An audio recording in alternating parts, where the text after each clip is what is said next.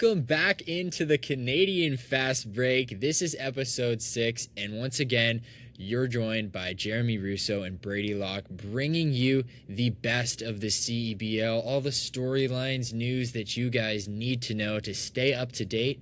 And we're going to go real in depth. We're going to break down everything that went on this week, the playoff picture. And, we're really getting down to the nitty gritty, so there's a lot to go over. But again, I'm going to start it by sending it over to my co-host, checking in with him, seeing how his week was. And Jeremy, I'm going to start with what happened today in the CBL. There was something crazy with Teddy Allen dropping a single season game high 54 points. Well, what stands out to you there? Because that was just absurd. Yeah, I mean, and not only that as well, too, passing the single season scoring record of all time. So in the season and in a game in general as well. So we know that Allen is, one of the main contributors in his team, and we'll get to who's joining him just ever so recently. But yeah, it's amazing to see guys pass those milestones. Shows that he's doing so much for the league, and growing the game in general as well, too. One of those guys that steps up. It's hard to not notice him on the court. So big congrats to Allen there. But couple of headlines, won't lie, during this week. It's been crazy. Friday seemed like the most hectic turnaround and headlines of the games, but we also had a home game series with the River Lions against the Brampton Honey Badgers, and that was very interesting. River Lions are on the come up, right? I just remember checking my phone and seeing the seating standings, and they moved up to third, and now they're at fourth, sitting comfortably. But that was a surprise, right? We knew that it was coming. Yeah. So they're aggressively onto this back-to-back, campaign, and I feel like we were counting them out a little bit ago, but they are right back in it, and they're going to be a scary team to see in the playoffs, especially with the form they're in lately, for sure. But again, like you mentioned, there was a big return with Xavier Moon joining Teddy Allen on those Winnipeg Sea Bears. Finally, it was so anticipated. Honestly, we thought he was coming at the first game of the season, and it's taken us to this long, and it's, we're just thankful to have him back for sure. He had 17 points, but 14 assists in this game, and looking at this, it is scary if you're any other team besides the Winnipeg Sea Bears, because you are now seeing a freed up Teddy Allen that can drop 54 points with so many other eyes going on Xavier Moon. Dangerous hours there, dangerous hours. We're going to get into that again in a future episode for sure, breaking them down as we go further, but our big topic today, before we kind of get into that, is going to be the rest of the West. Looking at the Stingers, looking at the Mamba, and still keeping a little bit of a peek there on the Surge just in case they find a way to sneak themselves back in. But again, it was kind of a rough loss today against those Mamba, a game that would have seen them only one game out of the playoffs. Instead, they're going to be 3 games out. Big swing there, but it's still possible. 6 games left. We'll kind of get into that, but before we do, let's look at the East again, Jeremy. What are you seeing there? I know we had that interesting game with the Bandits and Alliance. Kind of take us through that game and what impact it had on the playoffs. yeah, that was very interesting. Like you said, Friday night, that was one of the games that maybe a lot of us didn't expect. We see Montreal on the edge of losing that playoff seeding, and we think that maybe that's the direction that the club is headed. And then you see the Bandits, at the end of the second quarter, they're down and out by, I believe, 22 points, right? And scripts flip, and I don't know what was said in the locker room during intermission or anything like that, but yeah, something flipped inside the Bandits' minds, and they came back and in a tight victory, just by 1 point, right? And that just shows how quick the caliber of play can change. And again, like you mentioned, there are playoff implications with this. Because of this, Montreal is now sitting out of a seeding, and the Bandits have clinched because of that victory. So huge turnout for the club nonetheless, and Montreal sitting on the other side of that spectrum. Yeah, I think it's kind of safe to say, looking at it from last week, we were kind of thinking Montreal was going to be on the outs, and maybe this is kind of where they start to slip. Again, the loss to the Sea Bears again today doesn't help, so you're losing 2 big games. I know you're facing the 2 best teams in the West there, but you probably feel like you should have at least had that one against Vancouver. Absolutely. Again, playing Teddy Allen and Xavier Moon is a dangerous combo. You might not expect to win that, but the previous game, should have had locked up. But again, you're still right there, and it's really not over. You have games this week coming up against the Blackjacks. I know that for sure. but we'll have to see if they can get it done. But then again, looking at the Blackjacks, River Lions, Badgers, those are all teams to be, relatively afraid of, especially, we mentioned those River Lions. Badgers are still hanging around. Trenton Flowers playing great still as well. They have a lot to like, and it's really going to come down to the wire. I really can't pick out who's going to make it, who's going to be the second seed, any of it really. But we're going to shift our focus onto the main point of today's episode here today. It's going to be the rest of the West. I know I just mentioned it briefly before, but we're going to be looking at those Stingers, Mamba, and a little bit of the Surge. But without further ado, let's get right into it. And we're going to start with that River Lions Stingers game just the other day. Tough one for the River Lions, especially being so hot, but huge for the Stingers. And I mean huge because, with the Surge kind of nipping at their heels and the Mamba right there, you're looking at at least a third place for now, but I'll send it to you there. How big of a win was that for Edmonton? Yeah, we saw those characters step up, right? Nick Hornsby, Davis Jr., Tay Donald, like those are the individuals who we've known are those players who are coming in for the Stingers and making that difference, right? And in talks of, star power, we look at the Mamba and they have Martin Dunn, right? And it's an interesting conversation because you never like to compare rosters, right? Each team has their own play style, but yeah, looking at and I guess putting each other up against each other on the scale, it's kind of putting that, picture painted of who's going to be stepping up for the Mamba if, TDM is not, right? And Edmonton's also been struggling with that conversation as well, too. They've, when their star players are not on the court, it's who's that consistent, outlet I get for the team as well, that isn't starters, right? Yeah. So I think both of them have been going back and forth right now, but yeah, for me, the main concern is that skill ceiling and the consistency that Edmonton's been struggling with this whole season, right? And if they can find some maintenance in that. Yeah, I mean, for Edmonton, to kind of put a focus on this game from the other day in particular, one thing I am going to get into is Edmonton's lack of three-point shooting and, using it either sparingly and just not too much, not really leaning on it at all. But again, in this game against Niagara, they were able to shoot 42%, which again, isn't necessarily great. It's absolutely better than what they're shooting in the season, and they held the Niagara River Lions to less than 30%. So to kind of look at that, that's big for them, and I think it could be one of the keys to being successful in the playoffs and maybe leaning on that a little bit more. But I will get into that a little bit later as I kind of compare the Mamba and the Stingers. But keeping an eye on this game. One of the big things for Edmonton, steals. They had 7 steals in this game compared to the 3 for the River Lions. Turnovers, they won the turnover battle. They won the assist margin. They won the blocks. They were winning almost every stat category, and I think, that's one of the things where they necessarily don't do in every single game and get, looking at rebounding. This is a team where both of them are kind of lacking in rebounding sometimes. I know I went on about the River Lions last week in their rebounding, so this was a chance for Edmonton to win in that category and then build on the other categories. So I'm kind of getting on a little bit of a rant here, but my main point is that Edmonton's committee role, if they step up by committee, I think that's where they have the advantage because they have these guys who can come together, and one of them can be a great, on the steals. One of them can be great on the boards. One of them can be great blocking. So it's not necessarily just one or two guys going out here and leaning on that every single game. You have this committee, and any of these guys can step up and do it on any given night. So that's kind of my big thing in that game. But we'll break down the Mamba game now against the Surge tonight. Big for the Mamba. I know I said that already. Absolutely huge in that battle. Really sucks for the Surge. I mean, they were really on a roll, getting things going. They were on they almost had the playoffs in their grasp. I know it's not done yet, but again, let's take a look at this game. TDM, 34 points. He is their guy, and as the season's gone on, Saskatoon has really I feel they found their identity with TDM. Like, we know that this is his team. We know he's going to be their guy that they lean on. And that's a question I want to get to later on as well. Is TDM going to be able to sustain this going into the playoffs? And is he going to be able to be that guy, game in and game out when they're facing these tough teams, high pressure situations?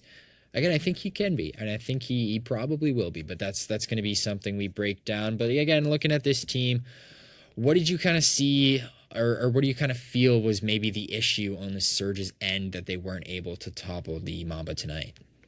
Yeah, I mean it's interesting. You got to give Serge credit, obviously, right, for Yeah, making this an interesting role, interesting game, late game wise. But I think Calgary's still competitive, but it just shows, the hierarchy has been stapled and cemented so far in this league. Not much is going to be changing with a handful of games that's left, but I don't know. You got to give it to the Surge for still trying. They almost made it a five yeah. game roll, right? But yeah, it's just that urgency that's hasn't been underneath them the whole season, and maybe this was just like another case, but they don't have anything to lose at this point, right? So I think in turn it's more so, their opponents, the Mamba, they have everything to lose, and that's their seeding, right? Especially with the Surge coming up, trying to come up, I guess, underneath them, right? So uh, I don't know. I think it reflects, that both teams have the capability of squeezing each other out, but the Mamba have been in that position for so much longer, and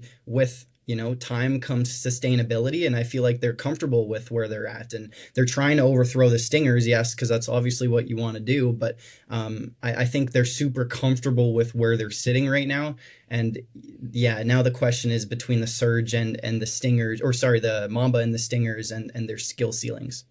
Well, yeah. I mean, one question that I kind of do want to pose is like, now that the Sea Bears are becoming even bigger of a threat with Moon back, is that 3 and 4 seed difference gonna be huge because you're avoiding the Sea Bears round one and you'd probably want to face the Bandits.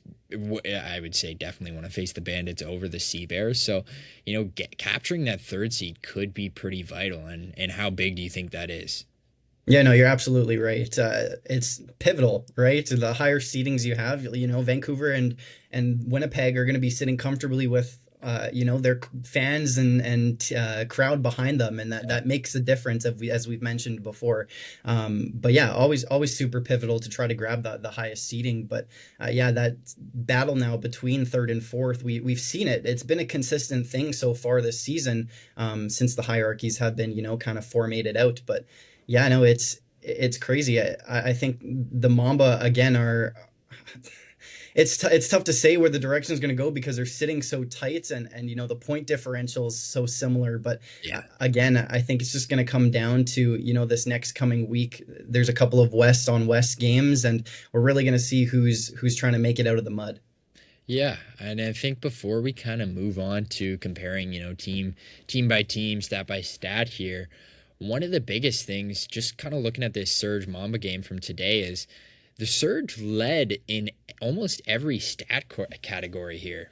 Yeah, they had 16 steals this game, and compared to 4 from the Mamba, which is a drastic difference. 5 blocks compared to 2. They had one more turnover, which is not too big of a deal. But then 28 assists to 21 rebounding. They beat them by 10 rebounds, and then I think the big thing is their free throws, honestly. Like I mean, it's still a 20-point win, so I can't say that too much, but watching the Surge in the past, it's been a lot of missed free throws, and that's been so costly for them. But again, I think they struggle with taking their opportunities. They're almost layups, right? They're easy points, easy converting, and by these 16 steals, again, I wasn't able to watch this game, but I can only imagine that they had a lot of missed fast break opportunities where it was like they could have had these easy layups, easy transition buckets, and it just probably didn't go their way. So I think that could have been something that happened. And again, I won't harp on that too much because I don't know for sure, but looking at those stats, you shouldn't be losing a game by almost 20 points when you're leading in all those categories. So that's something just to kind of note for me there. But let's get into comparing these Mamba and the Stingers, because right now Stingers 8-11, and then you're looking at those Mamba who are 8-10. So they do have that half a game advantage over the Stingers right now. So they are sitting in third, the Mamba, but that's not too much to look at there. Again, one thing I want to start with here is that these two teams are the worst they give up the most points against per game this season. And I'm going to kind of pose a question to you that What do they kind of, because these are almost two different styles of teams, but what do they kind of do that allows them to give up so many points? Do you think it's more so that they're relying too much on the offense, or is it more so that their defense is just really, really lacking? Yeah, I think maybe it could just be a mixture of both, right? I think comparing both teams, like it's more so who has the higher skill ceiling, or is it just like, the steadier floor? Both teams have like struggled with that consistency of like, offensive power, but also maintaining backside of the court, right? So I don't know. It's hard to pinpoint, and I don't want to put blame on one end of the court for the Mamba, but it's always about being a well-oiled machine. And I can take you back to Teddy Allen trying to be everything he can, and the rebounding, right? Yeah, Winnipeg was lacking on the rebounding. He steps up, but in turn it tires him out, right? So maybe right. that's something that the Mamba are dealing with a glimpse of. TDM's trying to do everything, or work around everyone and Yeah, everything, right? And not that he's taking on all the firepower for the team. The Mamba's been exceptional in finding wins in every single way, but it just goes to show, if you have those individuals who are stepping up backside of the court, that it's just naturally going to relieve the pressure off of your forwards, right? absolutely. And in turn elevate TDM, right? And that's what we want to see for other guys on the roster with the Mamba as well too. The Yeah. backside's helping out, so they have that time to step up. Yeah. Okay. So that kind of leads me into my next thing, because I do want to ask you kind of what is the biggest thing, given either team, that stands out to you, whether that be statistically, player wise? What is kind of the biggest thing that is standing out from either team for you? Yeah, that's kind of something that I alluded to earlier. Is the Mamba, you have, TDM, and he's sitting comfortably at top points, right? Contributing majorly for the Mamba. And you look at the Stingers as well too, and they have more guys per se who are able to step into that ability, and step up. You see Nick Hornsby now doing incredible. Tay Donald again, also just like they have more of those, labeled names that seem to be contributing a little bit more. But again, it's when those players aren't stepping up for Edmonton, who is going to be, because we see Mamba TDM's down and out. They have exceptional cases of being able to, relieve that pressure for the team and next man up in mentality. But for the Edmonton Stingers, it's something that they've struggled with all Yeah. season, and to find that consistent role and sustainability is something that's interesting. And that's why you got to think first game of the playoffs, right? It's which team is going to be more dangerous in that single elimination format. Yeah. And if Edmonton has that consistency, I'm going to say it's going to be the Stingers. But if, the Mamba are able to find some lights and all guys are able to step up, without being on a roll, without showcasing that they can do this all season, then that might just be something that takes the Stingers by shock. Yeah, I think you're hitting it perfectly. And that's, the thing that I'm kind of flip-flopping back and forth on and trying to figure out. It's like, given these playoffs in this one single elimination format, it's which style would you rather have? Would you rather have this committee style where you have a guy like Nick Hornsby, who's that vet presence? Hopefully he can calm down these younger guys, these newer guys to this league. But would you rather go on the flip side, have TDM where he can just go off and give you 34, for example, tonight, and will you to that victory, 8 for 10 from three? Like he's clutch guy. It doesn't, the pressure doesn't get to him, it seems. But again, the playoffs are so different. And it's like, would you almost rather have the committee style where, hey, maybe one of these guys can find a way to get through in this one playoff game, compared to, maybe relying fully on TDM to be that number one scorer. And if that backfires, your season's over. So it's really kind of interesting. And I'll kind of start it on the Stinger side of the ball. What do you think the committee has to do in the playoffs? Like, who do you think will be able to step up in that single elimination game? Like, who do you lean towards aside from probably Nick Hornsby? Yeah, I think, I don't know, with the Edmonton Stingers, it's you got to kind of realize that you've been in this position before, and maybe not a whole part of the roster, right? But Yeah. for a good chunk, and maybe the organization too, like they have this postseason playoff experience. It's not something that's completely foreign to them, and per se, on the Mamba, they could have, they're in a newer position, newer identity, newer team, and they're sitting in a position where maybe they haven't been before, as the Stingers have been, right? So Yeah. I don't know. You look at individuals. Scotty Lindsay as well too. He's Yeah. been a great contributor as well. Trey King obviously sitting a top point contributor. You got to mention that guy. Um, but I don't know, like you kind of mentioned, it's that veteran The list presence. goes on. Yeah. Yeah, the list goes on. It's that veteran presence that it's on the roster, and that's what's going to, bring this centering mindset for the team when that time comes and they're in that postseason. They have that experience and they're able, like you said, to calm down the roster. Maybe just play some simple basketball, right? Maybe that's all it's been taking for the Stingers is to get them on the roll. But yeah, I don't know. It's the Stingers and their consistency with all that veteranship and Yeah. players who are stepping up. That's the biggest thing, I guess, in my eyes. Yeah, I like that a lot. And now to kind of like allude to the style of play that they're kind of rocking with, it's like something that jumped out to me comparing these two teams statistically was the Stingers, are basically dead last in 3 points made per game, 8.8, and then you're looking at the Mamba and they rely on this so much more, 12.2 per game. And it's the same thing with the percentages. Mamba lead and the Stingers are, I think, maybe second last. So they're playing two different styles, and I think maybe a lot of the Mamba's 3 point percentage could be, coming from TDM, but still, it's something that, do you think the Stingers need to, implement a little bit more 3 point shooting? Do you think maybe the Mamba need to do a little less? Which way would you kind of lean there if you're kind of picking a certain way to go?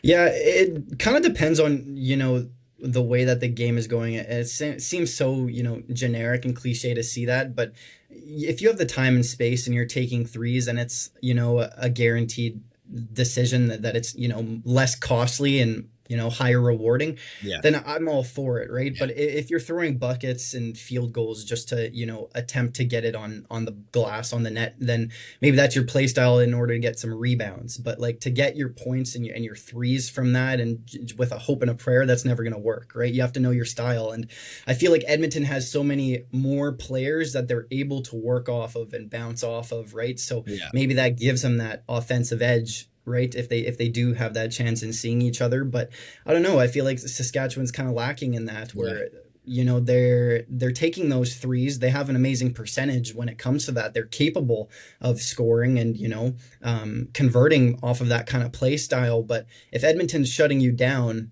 what else do you have? Exactly.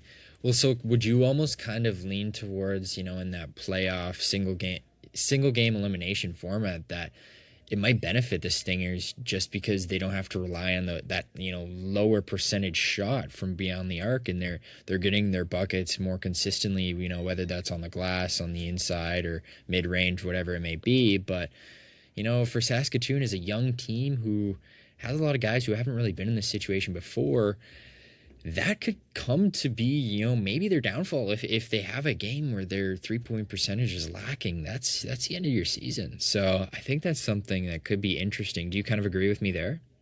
Yeah, oh, definitely. I mean, again, it's just like, what else would you have if the Edmonton Stinger? It's a single game elimination. There's no Yeah. time to fix things, right? Like, if that's the choice and play style that you're choosing to enter that game, then you better execute it with 100%, right? There's no going back on it. So if the Stingers are able to find a workaround, then what's your workaround? Because you should have thought this out. Yeah, absolutely. And I don't know, it'll be interesting because it's such a high pressure, environment, especially when you only have the one game. Yeah. It's basically March Madness style. Like you have to go out there and you have to have the best performance of your life, and Yeah. it benefits lower teams because you almost feel like you have less pressure than those big guys, right? You go out there and shoot your shot, and that should be a benefit for both of these teams, I think. Especially, we've seen a little bit of holes with the Bandits, especially in that game that they probably should have lost against the Alliance. It's like any given night, these teams can just let one go. So Well, you look at the Winnipeg Sea Bears too, right? And they're sitting at 8-1, right, at a yeah, home record. So yeah, imagine just the Stingers or even the Mamba coming in to steal that at Canada Life or it's gonna Canada be Life hard, Center. but yeah, Yeah, that would be like the ultimate momentum in order to get you into those semifinals, right? Like yeah. it's Yeah. So, I mean, as we kind of, dwindle towards the end of this here, let's give a quick little peek on the Surge, and then we'll circle back to the Mamba and Stingers as we end this. But, we'll give them their credit, right? They're right there, and they were a one-win team, just 1-2 weeks ago. So they've got their way to 5 wins, 3 games out now. It's not too crazy to maybe squeak their way in again, but what do you think? Like, what would you kind of think they need to do in order to find a way? Do you think it's still possible? Yeah, I think at this point it's relying on your opponents to Yeah. lose and help you out a bit. And you look at the Stingers; they're playing the Mamba next, right? After that, they go against the Calgary Surge, which automatically is, a significant matchup. And then after that as well, too, the Stingers go back to play the Mamba and then the Blackjacks. So at this point, it's a little bit of West contention, and you're hoping that the Stingers are going to drop every single one. And honestly, it's, at this point, like we said, it's been cemented for the Yeah. hierarchies of where these teams are sitting, and Edmonton and Saskatoon have been there at third and fourth for quite a bit Yeah. some time, and they're comfortable. Yeah, I mean, you still have 2 games against the Stingers coming up this week. So by the time we check in next week, we should be able to, definitely either rule them out or really kind of get excited that we have a few games to really, root for this to happen if you're rooting for the Surge. But yeah, we'll have to see. I mean, there's definitely still a way, and it would be crazy if it came down to that final game against with the Mamba. That would just Yeah. be, yeah, I would definitely be, have my popcorn ready for that. But we will have to see for sure. I think I hate to rule them out, but I don't know. I think it's just going to be too much of a hill to climb. If they would have won tonight, I would have absolutely said they would have, came in and sniped one of those playoff spots. But yeah, we'll have to see for sure. But as we kind of, circle back here towards the Mamba and Surge, I just kind of want to get your final thoughts on, where these teams kind of end up as we get towards the end of the season. I know that we still have 6 games to go, but as we kind of get down to it, which team do you think is going to come out on top and get that third seed if you had to decide right now? Yeah, I think we're going to see the Edmonton Stingers comfortably sitting in that third, and in turn, we'll see them play the Vancouver Bandits as well too, and then the Mamba will play off against the Winnipeg Sea Bears. But I think that's great for both teams. I think the It is. Stingers would prefer, not taking the top challenger in their West at first, right, and then also the Mamba able to play against the Winnipeg Sea Bears, and they haven't really, I guess, shown that they're fortified and they have this Winnipeg Sea Bears number against them right this Yeah. season. But you got to look at their games beforehand, and they've had the showcasing of be able to play against these top contending teams and sometimes find a way to beat them, right? We've seen that them do that with Scarborough early on this season, and they were one of the first teams to do it, and if correct me if I'm wrong, but the first team to do it against Scarborough as well too. So I Yeah. think if They there's were. any team that could be ruled out, but could definitely be ruled the underdog, and taking that flight would be the Saskatoon Mamba Yeah. against the Winnipeg Sea Bears. That'd be a very exciting matchup. It would, absolutely. And I think what's also kind of interesting to note is that the Mamba and Stingers play each other still 2 more times before we end the season. And one of these matchups is coming up in 2 days. So that'll give us a little bit more clarity, I think. But Saskatoon's got an interesting schedule. They got Brampton after that, Vancouver, River Lions, and then Stingers again, and they end it with the Surge. So they're gonna have their opportunities to, you know, make their playoff, make take the seeding into their own hands, and like they can play their own path out if they win, their games that they gotta win. So you can say that for both teams. So it'll be interesting to see, but yeah, I think it's obviously going to probably come down to those head-to-head matchups, and ultimately, I really do think that the Mamba will get the third seed, but I think the Stingers will have more success in the playoff format, but that would mean that the Stingers would play the Seabears round one, which doesn't favor them. So it'll be interesting. I really don't know. I think, honestly, the best matchup for the conference finals would end up being Stingers Seabears. So that would require Stingers to finish third. But I don't know. I'm just looking at a lot of hypotheticals right now. But any final kind of thoughts as we wrap this up, right? We're kind of getting down to this nitty gritty here. We kind of wrapped up these two teams pretty well, but I don't know. My final note to you is, what do you like this week? What do you kind of see as being some of the pivotal games for the playoffs this week? Yeah, it's interesting. I think the Vancouver Bandits have definitely a really good chance in trying to surpass the Winnipeg Sea Bears, and then Right. in turn, that whole conversation, right, could potentially flip on who's playing who with that third and fourth seeding. They play against the Surge next on Tuesday, and then after that, a little bit of a tougher matchup against the Winnipeg Sea Bears, but that's great playoff contention. You know that there's a high probability of you facing these guys in the West Conference, and Yeah. that'll be electric that night as well too. But and then the Bandits go and play the Mamba. So right now this week is really the West shaping the West, Yeah. and we've seen the East kind of been ahead in the mold, I guess, of who's on top of who with the hierarchies and tiers. But I think this is the week where we really see those tiers fortified for all those teams in the West. Yeah, well, I mean, the Surge also have a way to get right back into this. Like you're looking at it, they play the Bandits, so you have to win that game, obviously. But then the same night, Mamba are playing the Stingers, so one of those two teams will fall down one. So if as long as you win, you're then 2 games back, and then you play the Stingers. So hypothetically, if the Mamba beat the Stingers, you're 2 games back of the Stingers. Then you go out and beat the Stingers, you're 1 game back of the Stingers, and then you play them again. Yeah, they're your next. So theoretically, if the Surge beat the Bandits and the Mamba beat the Stingers on July 21st, which is in 2 days from when we're recording this, the Surge have a way to play their way back into the playoffs. So, looking at it, it's not that crazy to really be honest. But I mean, if it goes your way July 21st, then it's in your hands. And that's not something you've been able to say all season long, right? And this will be your last chance to say it's in your hands fully. So, yeah, we'll have to see. That's kind of interesting. I didn't notice that originally, but yeah, that's kind of the big exciting stuff. And then you're looking at the East this week. Again, it's just going to be more shaping for these 2 to 5 seeds, right? Ottawa's got a tough one against Scarborough, but then they play the Alliance. That'll be big. And then kind of what I'm looking at, July 24th, Scarborough against Niagara. I think that's interesting just because if that's a playoff matchup, this is Niagara's chance to kind of throw a warning at Scarborough and say, hey, you're not going to have an easy ride in this East. We've officially, landed and we're here to play. So I think that'll be kind of just one I'm keeping a little bit of an eye on. And then that kind of wraps up our week. I know when we record this, probably River Lions, Blackjacks will be done. Same with Shooting Stars Alliance, and then that Stingers Surge game. So really, when we hop on next week, we're going to have a lot to kind of go through, and we're going to have a really good idea of what's shaping, and really if either of these 5 seeds in the conferences are still in it, right? So we will have to see, but that's going to kind of wrap it up for me. Any final thoughts from you, Jeremy?